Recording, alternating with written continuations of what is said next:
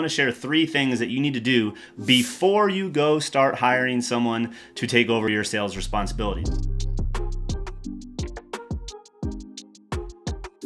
If you're new here, welcome. My name is Greg. I'm the founder of Alt Agency, and I want to share a little bit about my experience when I was trying to get out of sales. Now, if you're the type of person who's, you're pretty good at sales, obviously you're the owner of the business, so you know your business best, but it's not your sweet spot. It's not where you want to be spending most of your time. Well, that was me, and I wanted to get out of sales. And so we paid all the different, high ticket sales consulting organizations and inquired about when does it make sense? And we got a lot of really helpful feedback, but none of which was that helpful once we actually went through the process ourselves, and we learned a whole lot more. And I created what I call the 3 checks. And these are the 3 checks that you need to check before you are actually ready to hire a salesperson. Now, in our business, we are a high ticket consulting and training organization, and I was taking all of the sales calls up until 6 figures a month in revenue. I think there are times and places for the owner to start removing themselves from sales before, say, a 7-figure run rate, but that's where a lot of this information I'm about to share with you came from.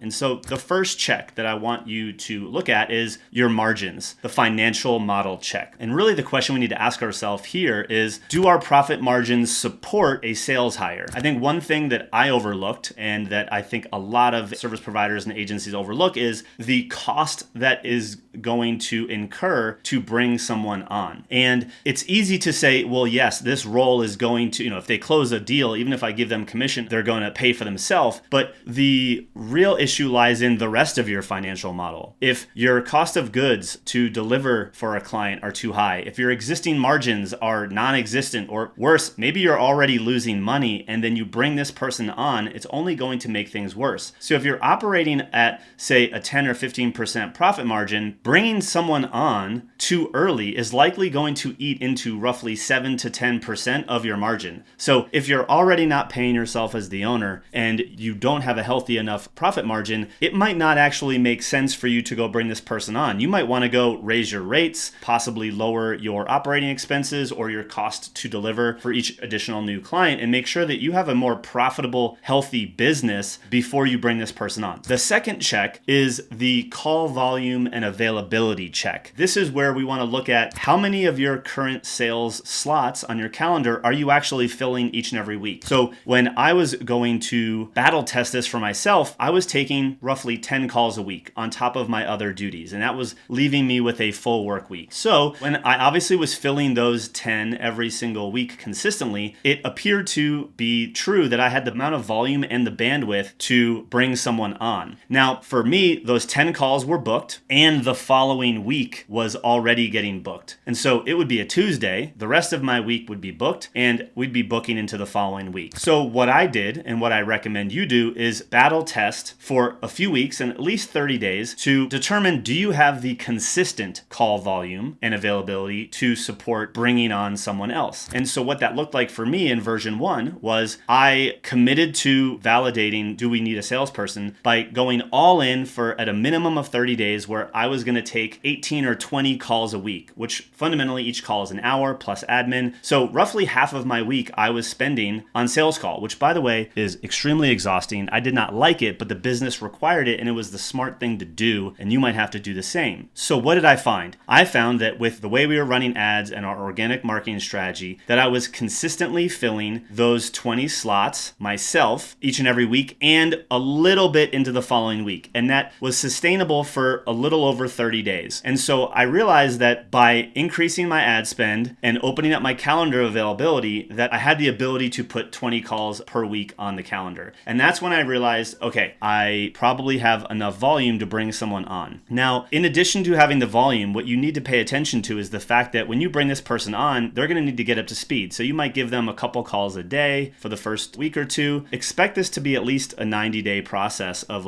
ramping them up on your offer. Even if you bring on someone experienced, they're going to come in, they're going to take a couple calls a day. So if you had the 20, you're going to still take a handful of those. You're going to give some to the new person, and you're going to slowly start giving them more as they are closing. So fundamentally, even though you brought this person on in the first 90 days, you should still be taking sales calls as the owner, because you kind of need to hedge your bet. You need to manage the risk and say, look, well, if I'm taking at least 10 calls and I'm closing 40%, I'm at least going to bring on 4 new clients during this onboarding phase, and we can get by with those 4 new clients while I'm getting this person up up to speed. So you have to measure that, because you're not just going to give all of the call volume to this person in the first week or the first month when you need to still hit your numbers. Remember, you're going to eat into your margin bringing this person on, and likely if you're filling your calendar with ads and or marketing, you're going to have to increase your marketing and or your ad spend to fill that new call availability that you just opened up. You've realized, one, the financial model supports it. Two, you can consistently fill the calendar enough to create an opportunity for a sales rep to be excited about joining your business. Then the third check is the OnTrack Earnings check. Will this salesperson be able to make a six-figure income once up to speed, I'd say 4 to 6 months, with your offer? By selling for you, can this person make a six-figure salary? Because most sales reps, at least in the agency consulting space, want an opportunity where they're going to be able to have a six-figure income. And so you have to go back to look at your numbers. Do you have the volume? Can they close enough deals at the existing price point with the existing commission to get them to a six-figure OnTrack earnings if they hit the KPIs that they need? Really what we're checking for here is this job opportunity sexy enough that people are going to want to work for you? Because the worst thing that could happen here is you bring someone on, you have the call availability, and they can't actually reach the outcome that they want to reach from a job and or from an earning potential, and so they leave, and you have to start this whole process over again, which I've already alluded takes time and will cost money and eat into your margin while you're getting this person up to speed. So this is a commitment to bring on someone, and you really want to run through these 3 checks before you hire someone. I ran through it. It was extremely beneficial. It is not fun because I needed to spend a lot more time on sales calls, but I learned a lot, and it made training the new salesperson infinitely easier when they did come on. So if you're thinking about hiring for a salesperson, I highly recommend you follow these 3 checks. It worked for us. It works for a lot of our clients. Those 3 checks are: 1, the financial model check to make sure you have the margin to support it; 2, the call calendar and availability, call volume and availability check to make sure that you can consistently fill a calendar for someone to hit their goals; and then with the commission structure, the 3rd check is the OnTrack Earnings check. Can you offer up a salesperson a desirable job, a desirable opportunity to come work for you to hit their financial goals as well inside of your business? If you can have those 3 things and you pass those 3 checks,